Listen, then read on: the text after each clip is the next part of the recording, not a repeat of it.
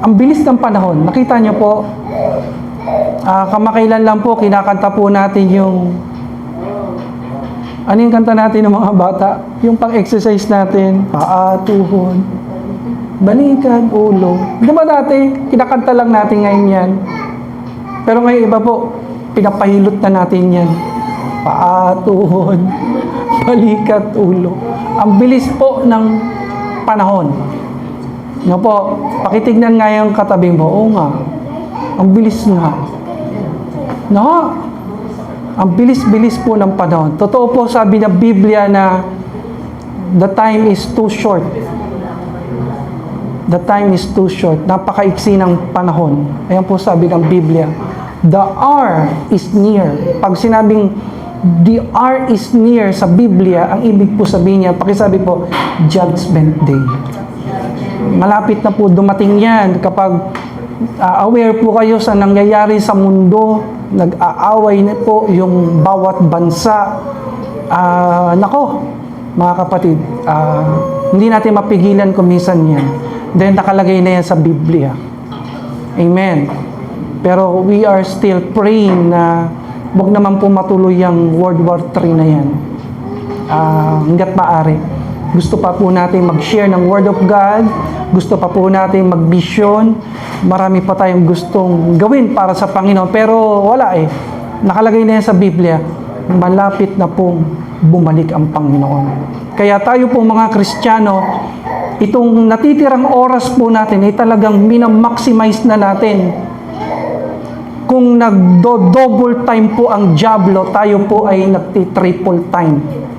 Pansinin nyo naman po ang diablo. Marami po siyang ginagawa. Marami siyang sinisirang buhay, marami siyang pamilya na winawasak, maraming buhay ng kabataan na talagang sinisira ng diablo. Nagdo-double time siya. Pakisabi sa katabi mo, magti-triple time tayo. Magti-triple time tayo. Ibig sabihin, kung eto ginagawa niya, tataasan po natin. Kung marami siyang ginagawa, mas marami tayong gagawin para sa Panginoon. Amen. Romans 13:11, ano pong sabi diyan?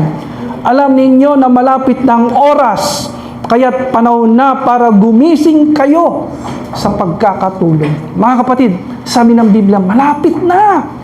Malapit nang bumalik ang Panginoon. Malapit na ang paghuhukom. Malapit na po ang katapusan ng mga bagay dito sa mundo. Amen. Pakisabi nga sa katabi mo, gising. Gising ka. Hindi po yan literal na gising, kundi marami pong mga tao ang natutulog ang pananampalataya. Nanlalamig, nanlulupaypay. Pakisiko yung katabi mo, hoy gising. Sa Bicol po, nung nadistino po ako sa Bicol, may taga Bicol po ba rito? Kapag ginigising kami, ang salita po sa Bicol ay mata ka na. Mata ka na. Nung ginigising nila ako, Pastor, mata ka na. Akala ko ano ibig sabihin? Ibig palang sabihin, gising na po kayo. Gumising na kayo. Amen. Ano pa po ang sabi ng salita ng Diyos? As I ponder, as I pray, naniniwala tayo na ang tanging pag-asa ng isang tao ay mailapit natin siya sa Diyos.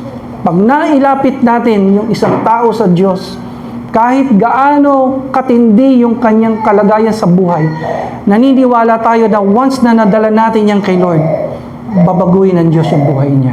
Amen. Kahit gaano siya kahirap, pag inilapit mo yan sa Diyos at sinunod niya ang pamantayan ng Biblia, pagpapalain ng Diyos ang buhay niya. Babaguhin ng Diyos ang buhay niya. Grabe po yung conviction po natin na ilapit yung tao sa Diyos. As a follower of Christ, we are convicted to share the gospel. Grabe yung conviction sa atin. Grabe yung passion, yung desire natin na yung tao na yan mailapit sa Diyos. Bakit? Sabihin niyo po, bakit? Kasi na-experience natin. Nung inilapit tayo sa Diyos, na bago po buhay natin. Pinagpala tayo ng Diyos. Kaya yung gusto nating Gusto natin mangyari kung ano yung magandang ginawa ng Diyos sa atin. Gusto natin maranasan ng tao. Ayaw natin ipagdamot. Ayaw natin ikip lang sa sarili natin. We are convicted to share the gospel, but the problem is, we are afraid. We are ashamed. Nahihiya tayo. Sino po minsan nahihiya? Gusto mong mag-invite, pero nahihiya ka. Gusto mong ikwento sa kanya ang patotoo mo, yung kabutihan ng Diyos, pero nahihiya ka. Pakisabi sa katabi mo, huwag kang mahiya. Huwag kang mahiya. Minsan nahihiya tayo na i-reject tayo. Tandaan mo, hindi ikaw ang nire-reject, yung dala mo na Word of God. Hindi ikaw ang nire-reject ko, kundi yung pine-present mo na gospel. Huwag kang matakot sa rejection. Huwag kang matakot sa anumang persecution na pwede mong maranasan. Pakisabi sa katabi mo, huwag kang matakot. Ang sabi ni Pablo sa Romans 1:16, sabay-sabay po natin basahin mga kapatid. For I am not ashamed of the gospel because it is the power of God that brings salvation to everyone who believes. First to the Jew, then to the Gentiles. Si Paul at saka yung mga early Christians, ang sabi nila, hindi kami nahihiya. Hindi kami natatakot. Hindi kami nag-aalinlangan. Besides, matindi yung persecution na nararanasan nila. Pero kahit naghihirap sila, kahit inuusig sila, wala po silang takot na ibahagi ang salita ng Diyos sapagkat nandun ang kapangyarihan ng Diyos. Magbago, magligtas, at magpagaling. Palakpakan po natin ang Panginoon. Purihin po natin ang Panginoon. Hallelujah! Praise the Lord! Totoo po yan mga kapatid. May power po ang pag-share ng gospel. Once you share the gospel, people will be healed. People will be blessed. People will be saved. Makikita mo, kumikilos ang Diyos. Huwag kang mahiya. Pakisabi nga sa katabi mo, huwag kang mahiya. Huwag kang matakot. Sasamahan ka ng Diyos, tutulungan ka ng Diyos. Ang sabi po ni Imelda Papin, 1978 na kanta niya, bakit ako mahihiya? Bakit ako, di ba?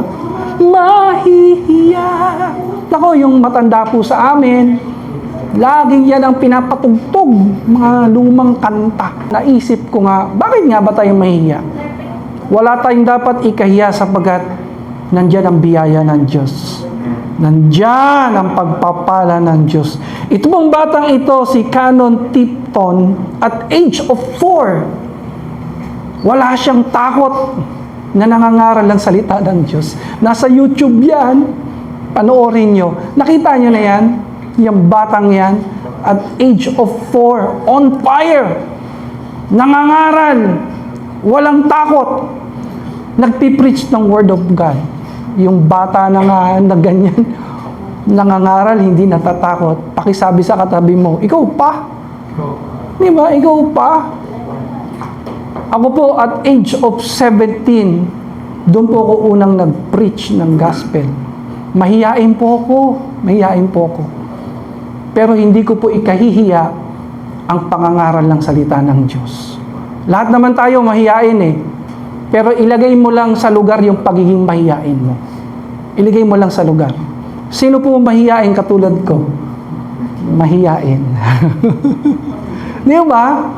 Kaya lang, ilalagay mo sa lugar. Ako po, sobrang mahiyain ako. Alam po ni Sister Christian, dahil nung nangligaw po ako sa kanya, halos hindi ako makapagsalita. Ang tawag po sa akin ate nung araw, ligaw tingin. Ligaw tingin lang ako, ganyan lang. No. Kaya sa sobrang mahiyain ako, lumapit po ako sa kanyang nanay. Tinawag ko yung nanay niya na Mami. Mami, tulungan niyo naman po ako. Yan. Napakamahiyain ko po. Pero, pagdating sa pangangaral ng salita ng Diyos, hindi ko po ito ikinakahiya sapagkat nandun ang kapangyarihan ng Diyos. Magbago, magligtas, magpala at magpagaling. Palakpakan po natin ang Panginoon. Hallelujah! Praise the Lord! Bakit ka nga ba mahiya? Hindi ka dapat mahiya, hindi ka dapat matakot. Ako po, hindi pa po ako nagpapastor, nagpipreach na po ako ng Word of God. Hindi pa po ako nagpapastor, nagpipreach na ako. Nangangaral na po ako kung saan-saan. Nako, sa bus, nagpipreach po kami. Sa palengke, sa bilangguan, sa hospital, sa pila ng tricycle, sa LRT. Nako, mga kapatid. Mahihain po ako, pero nailagay ko sa isip ko, pagdating sa pangangaral, hindi ko ito ikakahiya. Hindi ko ikakahiya. Purihin po ang Diyos. Ano po ang sabi ng Lucas 9:26? Kung ikahihiya mo si Kristo sa harap ng mga tao, ikakahiya mo siya, nahihiya kang mag-preach, mahihiya ka mag-share ng gospel, nahihiya ka mag-invite, nahihiya ka magsabi na Christian ka. Ang sabi ng Biblia, darating ang panahon, ikakahiya ka rin ni Kristo sa harap ng kanyang mga anghel. Kaya yun po ang nailagay ko sa isip ko, hindi ko ikakahiya si Kristo, hindi ko ikakahiya ang Panginoon, kasi ayaw ko dumating yung panahon na ikahiya ako ng Panginoon. Amen? Hallelujah, hallelujah. Di bali na po, mahiya sila sa pagpipreach mo. Huwag mo lang ikahiya si Kristo. Di bali na po, na makita nila na yung ginagawa mo parang nakakahiya. Huwag lang ikahiya ka ni Kristo pagdating ng panahon. Yun po yung magandang katwiran ko po. One of the qualities na nagustuhan ko po sa aking ex, na asawa ko na po ngayon, sabi ko, dati kong ex, no? Hindi ko na po siya ex, kundi wife ko na po si Sister Chris. Ayan po, nasa likod siya. Palakpakan muna natin ang Panginoon. Isa po sa katangian na nagustuhan ko po sa kanya, hindi niya ikinakahiya ang Panginoon sa kanyang mga kaklase. Siya po ay nag-aral po sa Centro Escolar University, sa CEU, yung kanyang mga college friends, yung po mga malalapit sa kanya. Kung hindi po ako nagkakamali, 5 pong kaklase po niya, nadala niya na po lahat sa gawain ng Diyos. Yung isa, nadala niya sa youth fellowship, yung isa, nadala niya sa youth center, sa prayer mountain, sa worship service, and purihin ang Panginoon. Napakagandang katangian yun. Yung tao na hindi mo ikinakahiya yung faith mo, hindi mo ikinakahiya yung relationship mo sa Panginoon, kahit sa iyong mga kaibigan, niyayaya mo sila, dinadala mo sila sa Panginoon. Amen. Isa po doon sa ini-invite niya, niyayaya niya sa gawain, ngayon po, lawyer na. Christian lawyer. Nagpapatuloy sa Panginoon. Di ba? Napakaganda na yung mga nilalapit mo sa Diyos, akala mo, gano'n na lang yun, hindi mo alam yung pwedeng gawin ng Diyos sa Kanya. Baka mamaya yung inilalapit mo sa Diyos, baka mamaya, maging lawyer yan, maging doktor, maging teacher, o maging mahusay na businessman, hindi mo alam. O baka maging susunod na presidente ng Pilipinas. Eh di ba napakaganda? Bago siya makatungtong sa ganung level ng victory, may tanim na siya ng Word of God. May tanim na siya ng salita ng Diyos. Nakakilala na siya sa Panginoon. Amen? Amen? Keep sharing the gospel. Keep sharing Jesus to others. Hallelujah. Acts 4:13, mga kapatid, bakit hindi ka dapat mahiya? Huwag kang mahiya. Kahit sabihin na kulang sa pag-aaral, hindi nakagraduate, or mahirap lang. Ang sabi po dyan, when they saw the boldness of Peter and John and realized na na-realize nila. Ano po sabi? That they were unschooled, ordinary men. They marveled and took note that these men had been with Jesus. Wow! Pakisabi po, wow! Ito po palang mga alagad ni Kristo, mga hindi nag-aral, hindi nakagraduate. Pero ang tindi ng boldness, ang tindi ng alab, hindi nahihiya, hindi natatakot. Ang sabi po dyan, ibig sabihin ng unschooled, ordinary men, mga common people. Walang ipagmamalaki sa lipunan. Mga simpleng tao, mahirap na tao. Pero kahit ganun sila kahirap, hindi sila natatakot. Hindi sila nag-aalinlangan. Hindi sila nahihiya.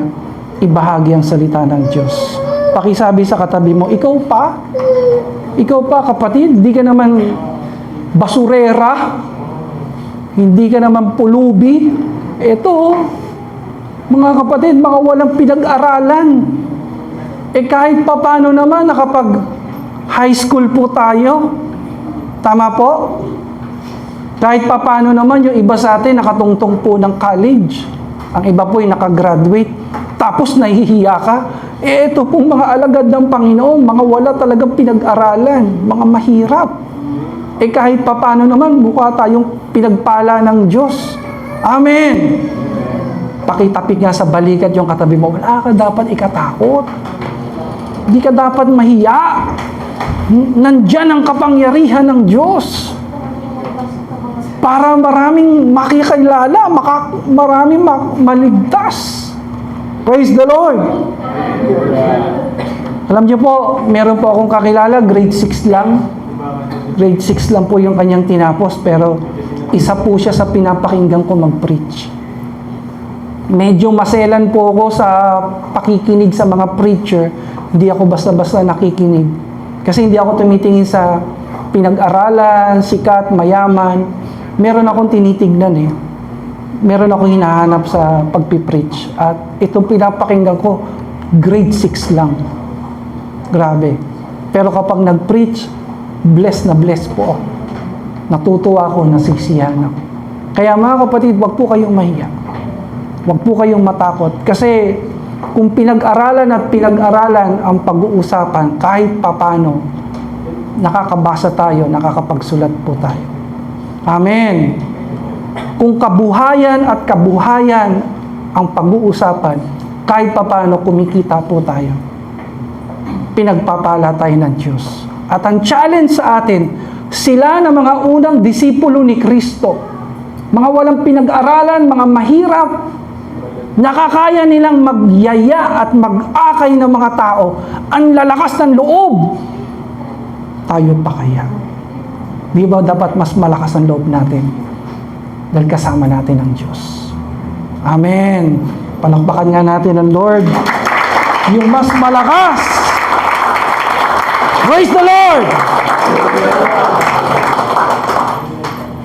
Lahat nga po tayo ay may tinatagong hiya. Sabi ko kanina, lahat tayo mahiyain. Pero ilagay po natin sa lugar yung ating pagiging mahiyain. Nung kami po ay nasa Pampanga, kainan na, alam niyo po, ang sabi sa amin, nasa Pampanga kami, kain kayo, walang iya. Gulat kami. Kainan, parang hapunan yun eh. Naghanda, sabi sa amin, kain kayo, walang iya. Sabi ko, ano sabi sa atin, walang iya tayo? Nung narinig po nung nagsabi, ay pasensya na kayo. Dito po sa Pampanga, yung H natatanggal. So, ibig sabihin ng iya, hiya. Kumain kayo ng huwag kayong mahiya. Naalis nga yung H. Kaya kumain kayo, walang iya. Yung pong salita na wala namang H, nalalagyan ng H. Ganun pala doon. No? Kaya huwag kayong magulat pag sinabihan kayo sa Pampanga na, kain kayo, walang hiya. Hindi ibig sabihin ganun yon. Huwag kayong mahiya. Kumain lang kayo. Dahil napakasarap, manyaman ang kanilang mga lutuin doon. Amen! Purihin po ang Diyos. Purihin ang Panginoon. Ano po ang sabi dito? Mahiya ka sa paggawa ng kasalanan. Pero huwag kang mahiya sa paggawa ng mabuti. Tapikin mo nga ng dahan-dahan yung balikat ng katabi mo. Mahiya ka sa paggawa ng kasalanan. Pagdating sa kasalanan, mahiya ka. Yan yung dapat ikahiya. Huwag mong gagawin yan. Nakakahiya! Pero pagdating sa tama, totoo, mabuti, lakasan mo loob mo. Lakasan mo loob mo. Amen? Be ashamed to commit sins against God, but don't be ashamed to do good things for God. Yan ang nilagay ko sa isip ko. Kaya, inaalis ba yung pagiging mahiyain? Hindi. Maganda nga yung mahiya tayo sa katawan kahit konti. Pero, ilalagay natin sa lugar. Nahihiya tayo sa paggawa ng kasalanan. Ayaw natin makikita ng mga tao na nagyoyosi tayo, nagbibape tayo, nanchichicks tayo. Nakakaya yun. Nagmumura tayo publicly. Nakakaya. Hindi natin nagagawa yung ganun kasi pagdating sa kasalanan, dahil sa takot natin sa Diyos, sa respeto natin sa Diyos, nahiya tayo. Nahiya tayo. Kahit wala nakakakita. Minsan po may nagbayad po ng pamasahe sa jeep, bayad. Pagkatapos sinuklian, alam niyo po yung sukli, sobra-sobra. Sobra-sobra yung sukli. Anong gagawin mo kapag yung sukli, sobra-sobra? Alam mo, dahil sa may takot siya sa Diyos, Manong, sobra-sobra po sukli nyo. Isa lang po binayad ko, pero napakadami nito. Binabalik ko po. Alam niyo po, sabi po nung driver, Pastor, salamat. Tines ko lang kayo kasi narinig ko kayo nagpipreach ng pagtatapat. Amen. Kaya yung pastor napapisil doon sa, yung hawakan doon sa jeep, praise the Lord. Amen. Bakit po natin to ginagawa? Kasi may takot tayo sa Diyos. Nahiya tayo. No? Yung bang, kung yung mga tao kung minsan, alam niyo yung matindi humingi ng tawad. Alam mo, turo po ng asawa ko, wag na. Wag ka na makipagtawaran kasi yung 5 piso, 10 piso, 20, itatawad mo pa. Kawawa naman yung tindera. Kaya turo po ng asawa ko, wag na, hayaan mo na. Bigay mo na yan sa tao. Pagpapalain ka ng Diyos. Higit pa dyan na ibabalik ng Panginoon. Amen? Amen? Matthew 28:19-20, bakit hindi ka dapat mahiya? Pakisabi sa katabi natin, God is with us. He is with us. Kasama natin ang Diyos. Pangako yan ng Panginoon sa Matthew 28:19-20, na kapag i-share natin yung gospel, gumagawa tayo ng mga disciples, ang sabi diyan, I will be with you even to the end of the world. Gusto ko pong ulitin to sa inyo, once na nag-share ka ng gospel, hindi ka nag-iisa. You are not alone. God is with you. Sinasamahan ka ng mga angels ni Lord. At yung sinisharean mo ng gospel, kumikilos ang Diyos diyan. Tinatouch ng Panginoon yung heart niya. Binibigyan siya ng kaunawaan. Amen. Sino dito gusto niyang kasama niya ang Diyos? Kung gusto mo maranasan yung pagsama ng Diyos, share Jesus. Share the gospel. Keep planting His words. Can we say Amen? Amen. Bakit pa po tayo hindi mahihiya? Ito po isipin po natin. Si Kristo po, hindi po siya nahiya. na mapako sa krus para sa mga kasalanan natin. Pag-isipan niyo yan, malapit na po mahal na araw, malapit na ang April, gugunitain na naman natin yung paghihirap, pagsasakripisyo ni Kristo. Alam niyo po ba kung gaano katindi yung ginawa ni Jesus sa atin? Matindi po yan. Kung matindi yan na nakikita nyo sa larawan, napapanood nyo sa Passion of Christ, mas matindi po ang description ng Bible po dyan.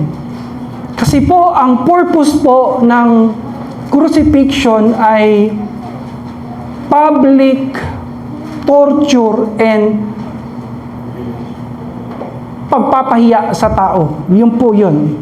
Public humiliation and public torture. Yun po ang purpose ng crucifixion. Noong araw, kapag ang isang kriminal ay ipinapako sa krus, ang pinaka-goal po ng mga torturer, pahiyain yung tao. Ang sabi po ng Biblia, wala ho yung saplot, hinuhubad. Sa mga napapanood natin, may mga damit-damit ka pang makikita, pero yung totoong crucifixion, hinuhubaran po yung tao. At para sa mga Hudyo, para sa mga Israelita, nakakahiya po yun.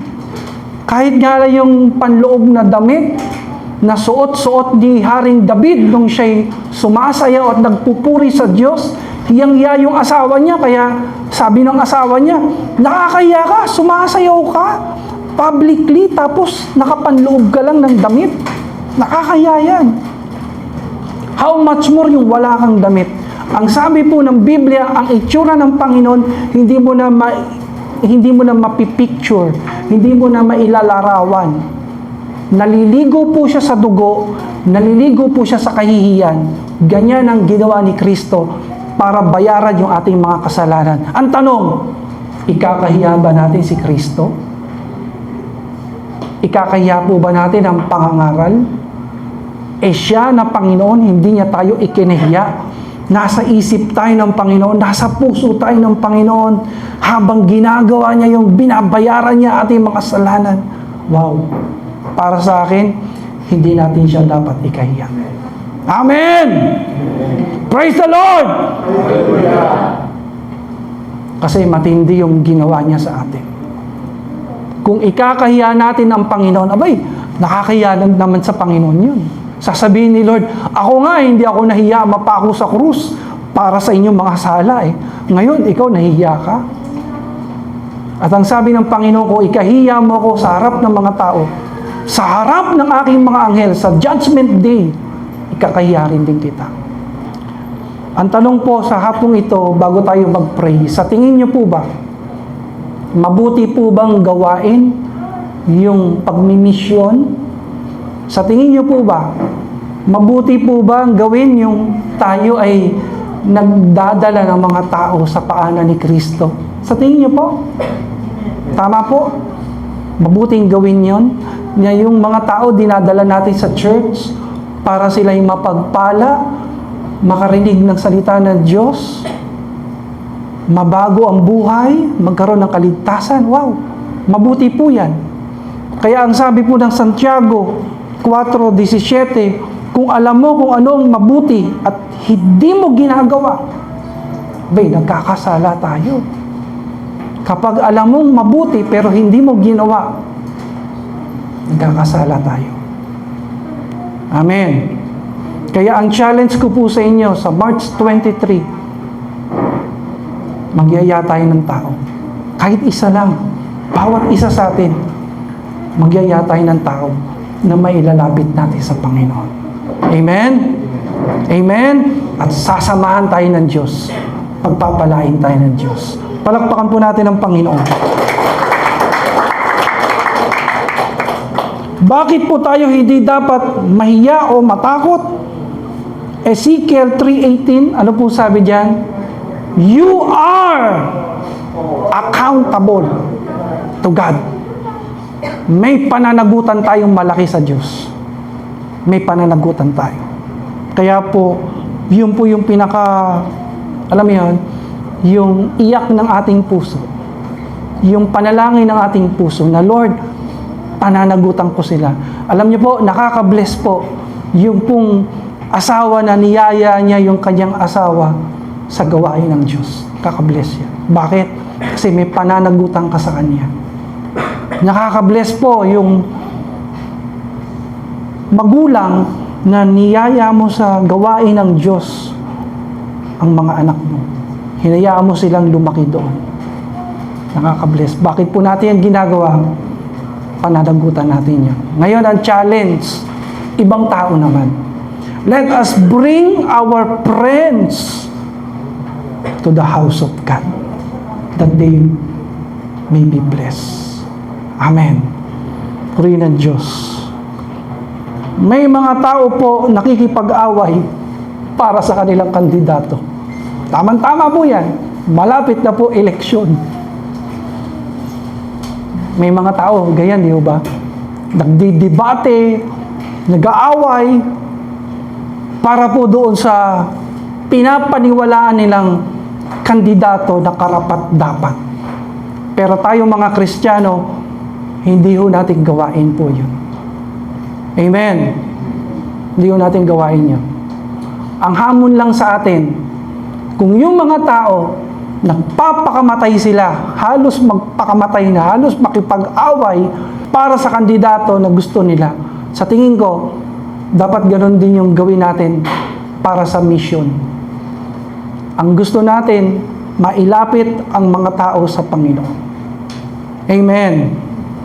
Sana magkaroon ka ng ganong passion, magkaroon ka ng ganong alab na si Lord yung i-present mo sa tao. Iboto niyo si Kristo bilang Panginoon at tagapagligtas. At sigurado, pagpapalain kayo ng Diyos. Pagaganihin kayo at ililigtas kayo ng Diyos. Amen! Pakisabi nga sa katabi mo, iboto mo si Kristo. Panalo yan! Walang talo yan. Okay lang po kung may mga kandidato tayo na gusto natin. Pagdating po sa mayor, bahala po kayo, hindi po ako mag-i-endorse. May mga kaibigan ako na sa ganitong mayor, may mga kaibigan ako sa ganitong mayor. Ang isa lang po i-endorse namin ni Ate Chris, yung inaanak namin. Si Consi Ara Loyola Amores. Malakas kaya palakpak! Yan lang po. Kahit sinong mayor nyo, kahit sinong mayor na suportahan nyo, 7 naman yan eh. Lagay nyo sa number 1. Si Ara. Amen? Let us share Jesus to others. Huwag po tayo titigil, huwag tayong hihinto. Pananagutan po natin yung mga tao na yan pag hindi natin nailapit sa Diyos. Pag hindi tayo kumilos, pag hindi tayo gumawa ng paraan para itong mga taong ito makarinig ng salita ng Diyos, mananagot po tayo. At nakikita ko, church natin, gagawin natin ang lahat para maipresent natin ang ating Panginoong Hesus sa maraming tao. Amen! Nakikita ko yung alab ng church natin. Nakikita ko yung alab ng pananampalataya sa mga kapatiran na hindi tayo titigil na ibahagi si Kristo ang mabuting balita sa mga tao. Amen! Pakisabi po, no to fake news. No to fake news. Romans 1:16. Bakit po tayo hindi mahihiya? Pakisabi po, gospel. Ano po ibig sabihin ng gospel? Gospel po dala natin. Ano po ibig sabihin ng gospel? Good news. Pakisabi po, good news. Kaya tayo mga Kristiyano, hindi tayo naniniwala sa fake news. Bakit? Sapagkat dala natin ang mabuting balita. Dala natin ang gospel. At ang mabuting balita, the good news, si Jesus nagpapagaling, si Jesus nagpapatawad, si Jesus nagbubuo, si Jesus nagbabangon ng mga bagsak, nagliligtas, nagpapalaya. Palakpakan nga natin ng malakas si Jesus, yung pinakamalakas na may kasamang pagpupuri, pasasalamat sa Diyos. Hallelujah! Praise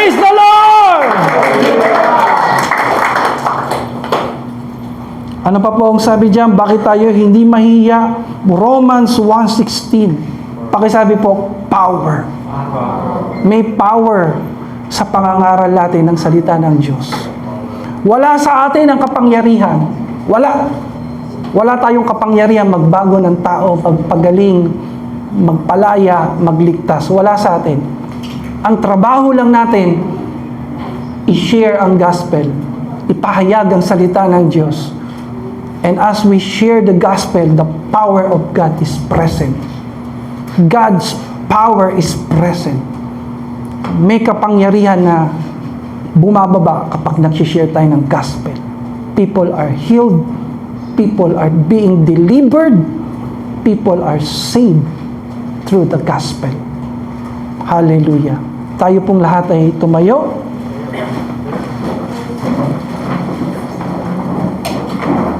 Manalangin po tayo saglit. Pumikit po tayo. Yumuko po tayo. Ituon po natin ang ating puso at isip sa ating Panginoong Hesus.